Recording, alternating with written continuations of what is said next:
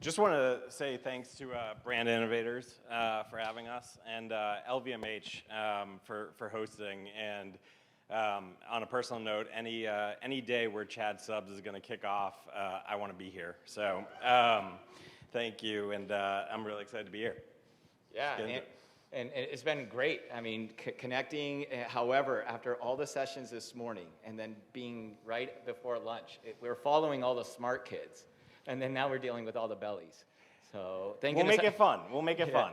And just stick with us, and then we'll get to eat. Yes, and as you can tell, thank goodness I have Zach here on my right. It's been an incredible privilege, and I'm excited to be here because when you look at someone like this, that you've been in New York now for 18 years. You've also been with Pepsi for 18 years. I like change. And you mind just kind of sharing that? That's been a fun journey. Yeah, it's been great. I mean, I've been with PepsiCo my entire career, based in New York, live in Manhattan, so love my commute today. And our offices are in Westchester. But, you know, what I've really enjoyed throughout my 18-year career thus far is just the challenges, the experiences, working on different brands, different campaigns, you know, working on big brands, small brands, innovation, our NFL partnership, sales roles. And, you know, I started my career on water, and 18 years later, here I am leading our Water Plus portfolio. Yeah, on that point, it was fun whenever we were talking about your journey, and I thought, when in my life was I drinking Sobe? Yeah, and I went back. I hope the answer was 2006 when I worked on it. Yeah, it was about 2006 and 7, not as much of an early adopter. And then what was my favorite NFL halftime show? It was the Bruno Mars show at MetLife Stadium, Super Bowl 48, that I got to work on. Yeah, I selfishly admitted to him on Saturday mornings when I need to get pumped up, I'm watching him hit the drums, and then America's Got Talent after that. So incredible work you've done, though. Thank you. And when you think about that, and often, like most people's careers, it's almost hopefully a good crescendo where it's building up, and that towards the end, that's the best work you're doing. And you've already done incredible work, Chairman's Awards, all of that. And then when you think about the work that you've done and where you're at right now, one, how are you feeling? And then two, I think we're going to see something special here in a little bit. Yeah, well, I hope it's not the end. As you say, I'm building. I hope it's not the end. Yeah, of bad the news. Career. Yeah, you know, but no, it's been great. And I think what's really interesting, and we all learn, is, you know, consumers evolve. We evolve as employees. I've learned so many things through mistakes and through the good campaigns and the bad campaigns. And what's really exciting is, you know, working on purpose-led brands. You know, two of which are in the Water Plus portfolio, Bubbly and Life Water, and just, you know, the impact. Obviously, there's business impact, and you know, as a huge company of PepsiCo, we care about the business, but really how we can touch consumers and make an impact is something that I'm really proud of. Yeah, and really, definitely, as I've had the fortune of speaking with you, I don't feel you're near the end right now. I feel as though you're just getting going, right? Yeah, that would be like, I don't save enough money to be at the end. Well, and there's a puppy and a partner. Yeah, I've got a life built around you, right? Yeah, I've got the puppy needs me working a lot longer. Oh, good. Well, speaking of working longer, I think Pepsi's going to be around for a little bit longer. And with your 18-year journey, when you joined there and looking at it now and thinking about the philosophy, the products, and the directly relating to this topic and where we're at right now, the LGBTQIA+, what have you seen and experienced throughout that time? Yeah, I mean, I think, you know, we always put the consumer first at Pepsi. Consumer centricity is at its heart. Campaigns evolve, consumers evolved, honestly, culture has evolved. So in 2005, when I started working on water, you know, the landscape was very different than now. And so I think what you need to do, and what all the brand marketers, you know, what we strive to do is be relevant to our consumer base and be relevant to our culture. And I think what you've seen over the last few years is purpose being a huge part of that. And, you know, whether it's about a recruitment and, you know, hiring talent who want to work for companies that are, you know, that stand for something, or it's brands that they want to buy because they want brands that mean something. And, you know, the two brands that I just mentioned are modern, relatively new brands. You know, we have many heritage or legacy brands that they were talking about earlier. These two have had purpose embedded in them from the start.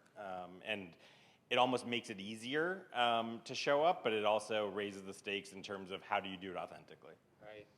Yeah, and when you think about just everything you said, I think maybe now would be a good time to show what you all have working on. Yeah, so we just launched 2 days ago, so you guys might be some of the first people to see it. So we're going to roll a 2-minute video that's a digital video that I'm really proud of.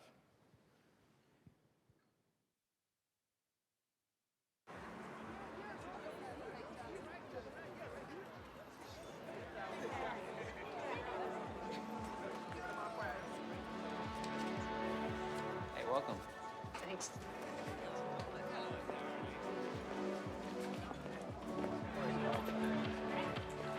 Oh, hey. We love coming here. We've been here every Friday since back when Corey was in his bow tie phase.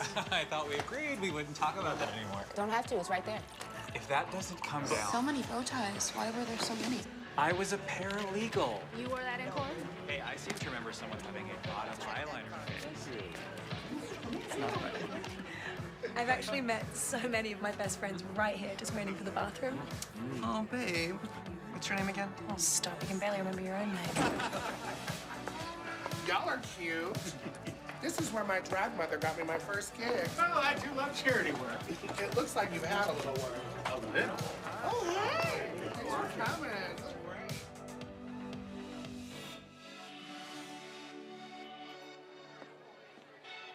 Hi. Hey, how's it going?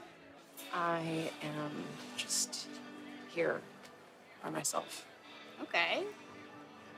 Well, do you want to be over there with my friends?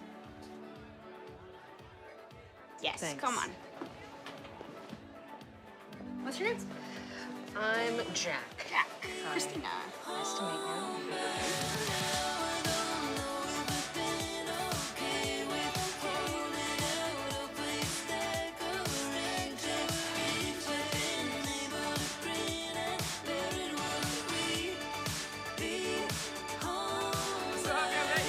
What?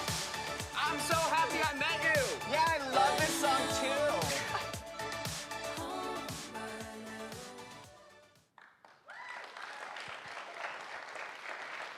Wow. I mean, looking at everyone's reactions, I didn't know we'd have this seat like we do. And how do you feel, though, when you see that? Proud is the first word that comes to my mind. I think proud of the people that have touched this campaign, whether it be at Pepsi, our agencies. Proud that Bubbly can use our platform to celebrate safe spaces and chosen families. And proud that I'm in a position where we can create this work, this impact, and building on some of the conversations earlier, there was a financial impact, and also working on safe spaces that are not in New York City, places that need them the most, and giving support there. So I'm just really proud of the work that people get to see, and yes, this was launched during June, and but the point of Bubbly, and we'll get into it, is it's not just June, and I think that's a really important point for marketers that want to really connect with this community. Yeah, and you mentioned from the position you're in, and I wanted to share on a personal note that position is leadership too. And yesterday when we were sharing a drink or a cocktail, and I had the good fortune of meeting Connor on your team. And I've been around leadership for most of my life, and it's incredible when you can tell how a leader speaks of his team, and then how the team speaks of the leader. And I think you're doing a wonderful job, and it's great work to Connor and your team to get all of this and to do that. Yeah, thanks. I just want to give a shout out. So Connor Dwyer's here on my team less than a year, and he ran and created that entire campaign. So congrats. So how does one measure effectiveness, though, around this kind of work? Well, I learned that I don't want to be on Sophie's list of shitty campaigns. So I think that was like one of the things that I took away today. That's going to be my new, how do I measure that? So, no, but I think it's, seriously, Sophie, we'll talk later. I think it's really tough because we're in a business, and this is what you would call an equity or purpose-led campaign, but there's several ways that we look at it. One is the impact and, views and earned media and who's talking about it and how are we getting the message out there. Two is obviously the financial impact and how are we helping our nonprofit partners and how are we helping safe spaces. Three is how are we seen as a leader in this space from a retail standpoint. I mean, we also got an end cap at Target and Walmart for our work for Bubbly. They come to us every year in advance and say, what are you doing? We want to lean in with you. So getting that credibility and authenticity, and then most importantly with consumers, it's, we talk to our consumers. A lot of work went into this campaign with consumers, and to hear how they play back on this brand and what it means to them and how it shapes perception and brand love. Right, and clearly what you're doing is working. And as you mentioned, there's partners and people around you that are watching. What is Pepsi doing? What are you doing specifically? And how do you engage with them? Are they coming to you? Are you out there as well looking to build some community to outside of brand innovators?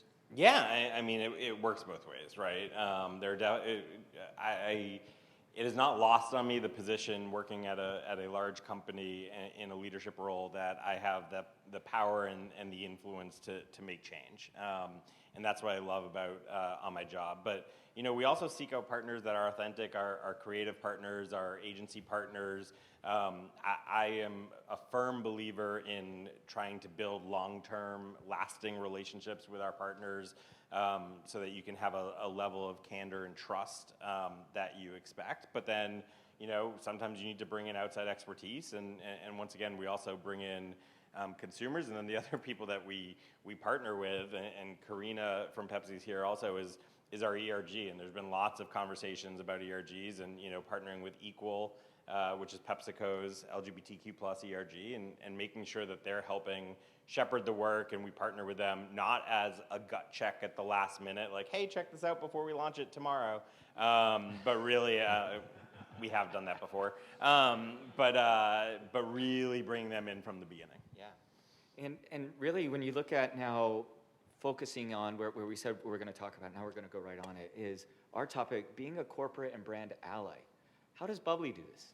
Sure. Bubbly, it's funny, like if you look at the bar, what better brand is there to represent and sponsor and partner with this community? But I think the way Bubbly looks at it is it's got to be in the DNA of the brand. So Bubbly's all about playful positivity. You see the smiles, you see the tabs that say stuff on it. You see the cute messages. You see our partnership with Michael Bublé. But our people positive fight that we call it is really about promoting inclusivity through playful positivity. So everything that we need to do, we can't be too serious. You saw that joke at the end to be a little lighthearted. We're a sparkling water, so we need to be careful on the tonality that we have. But the way Bubbly does it is we are an ally through the community and in everything that we do. So any of you RuPaul Drag Race fans, you probably can't miss us. And by the way, that doesn't take place in June. And so this will be our fourth year on Drag Race. Partnering with different communities, we did, as COVID obviously hit a lot of nightlife communities, we came back in December 2 years ago with a New York City focus. And so really finding the partners, whether it be Pride, last year we did a Path to Parenthood partnership on International Family Equality Day in April. So it's really touch points to build credibility and authenticity and to listen to our consumers. Great. And I know behind all those touch points, and we've kind of highlighted some of the team, that's something I really liked when we were discussing was how you structure your team. Yeah. Mind going into that a little bit? Sure. So yes, as a gay man, it is something that I obviously have a passion point towards this.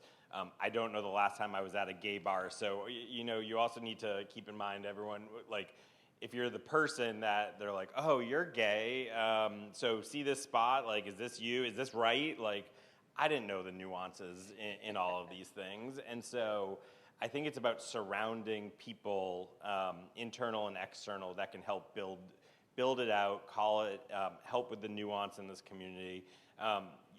I'm a firm believer that you do not need everyone on your team who's working on this project to be part of the community. Connor is an ally, but is not part of the community. But surrounding ourselves and listening to consumers and listening to our ERG. Now, from a creative standpoint, I am very maniacally focused on we need creatives from a creative agency standpoint that are part of the community and understand it and understand the nuances. And then from a directing standpoint, our director was a queer woman.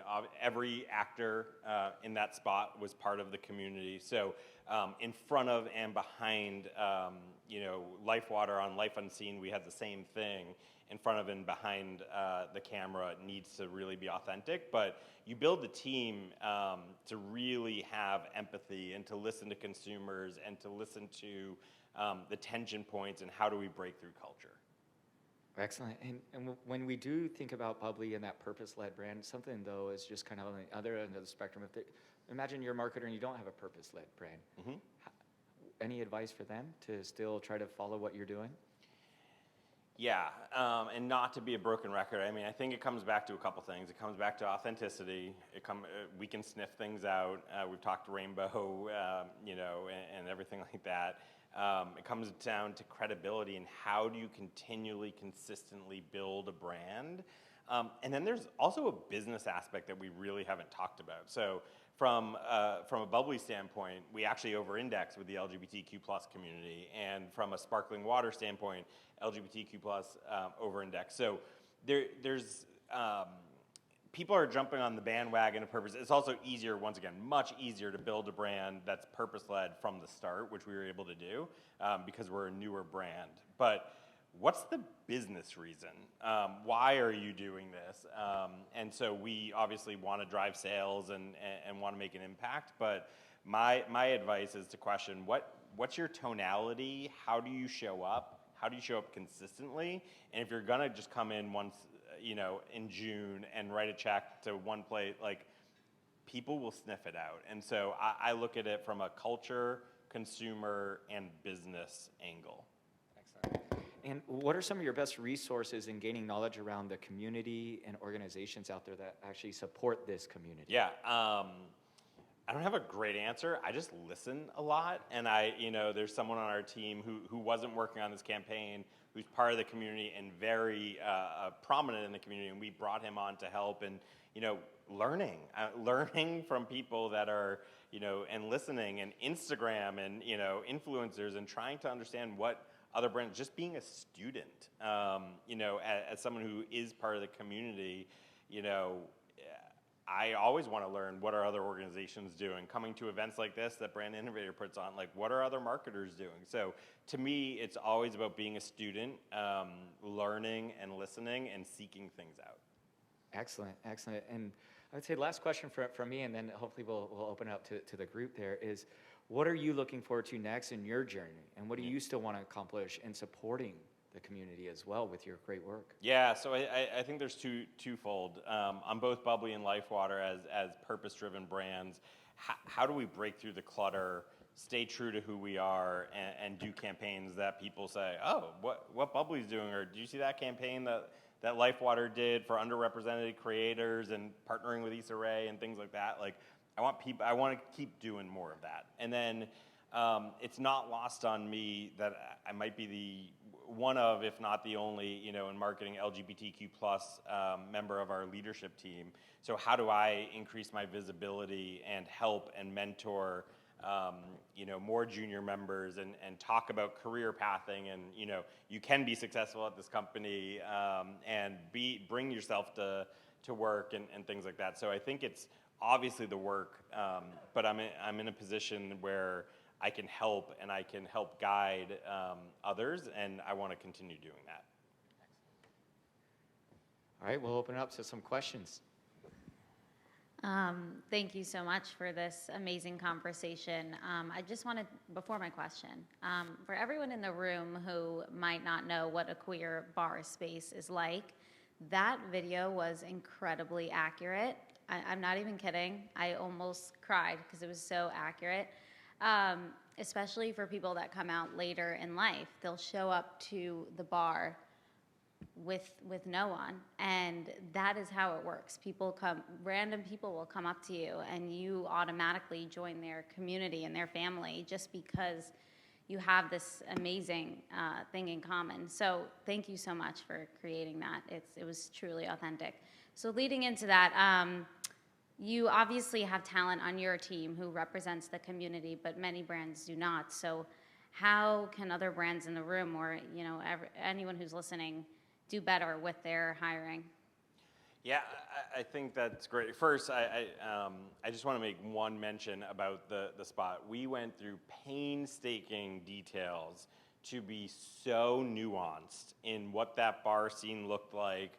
The different things, the person coming in from a corporate job to take off. Like we spent so much time on that. Some of the other pieces, the bathroom line and what the conversation was, and having Eureka come and Muna, if anyone knows the band Muna, that was one of the singers from Muna who's non-binary, and so just being so authentic and like being so true to that was one of our goals. So thank you on that. I think you need to figure out how to attract talent.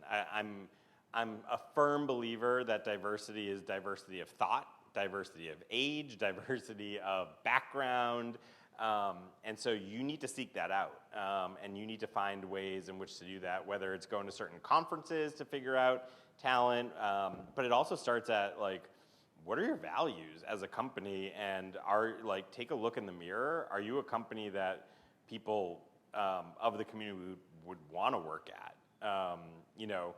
Sometimes, especially larger companies, and we've been guilty of it ourselves, are like, of course everyone wants to work for us, right? But like, especially the younger generation, like where purpose is so driven, like what are your values? What are you doing? And how are you showing up? And so I think you have to actively seek out and potentially sometimes overspend your time and effort to be able to do that, because creating diverse teams, creating diversity of thought is going to lead to better work.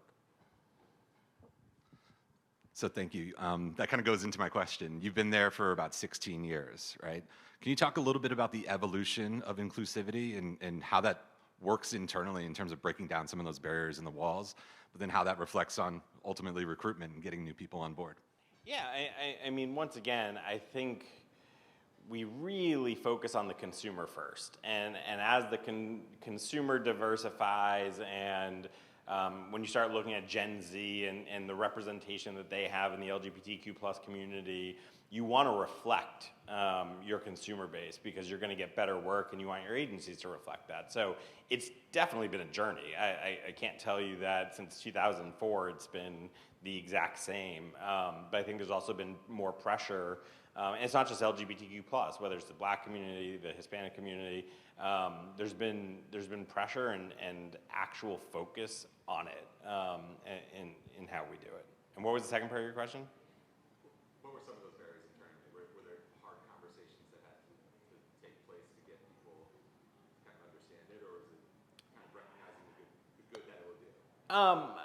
I think there's a firm understanding as long as you put it in the consumer lens, I think people get it. Now they need to deliver on the work, and continue to do that. But I think any large company, you need to figure out how do you bring in, how do you recruit, but also how do you pull through this talent, and how do you retain, and how do you use mentorship and visibility, because visibility matters.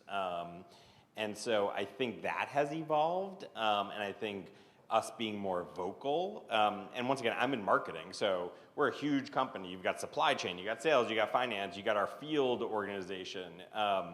In marketing, you're probably the more diverse group than other functions, and so I think it's also somewhat incumbent on us as the business leaders to push that throughout the organization. It's not easy, but it makes it better. Yeah, I have a question for you. First of all, the video was great, and I appreciate you sharing it. I know the answer to this, but I don't know if everyone else does. Can you share about what Stacy and Debbie have created with Stonewall and gives like the safe spaces. Can you, Yeah. So Sigby, yeah. So Sigby Stonewall Initiative Stonewall and Gives Back Initiative is great. Great company, great partner.